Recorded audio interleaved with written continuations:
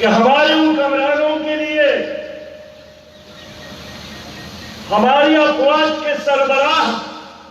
اور پوری قیادت کے لیے، ہماری قومی اسمبلی اور سینٹ کے ممبران کے لیے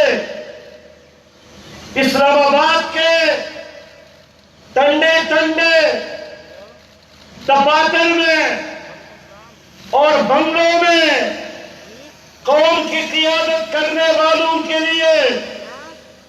کسی اور تقریر کی ضرورت نہیں ہے، یہ تصویر کافی ہے۔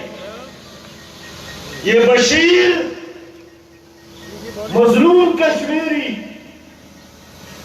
جس کو اپنے پودے کے سامنے قتل کیا، اور یہ عیاط مظلوم اور معصوم کشمیری بچہ جو اپنے نانا کے چھاتی پر بیٹھا ہے اور تمہاری طرف دیکھ رہا ہے، اگر ہماری ضمیر زندہ ہے، اگر سینے میں کوئی دل موجود ہے، اگر کھوپڑی میں کوئی دماغ موجود ہے، اگر ایمان کی کوئی حرارت موجود ہے، اگر کوئی ہمت اور مردانگی موجود ہے، تو بشیر کے چھاتی پر اپنے پوتے کا یہ تصویر ہماری غیرت کو، ہماری ایمان کو،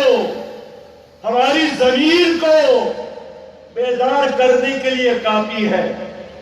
اور اگر کوئی یہ تصویر دیکھ کر بھی نہیں جاگتا ہے تو میرے خیال میں یہ قیامت میں اسرافیل علیہ السلام کے سور سے بھی اور اس کے آواز سے بھی نہیں اٹھے گا۔ میں آج کہنا چاہتا ہوں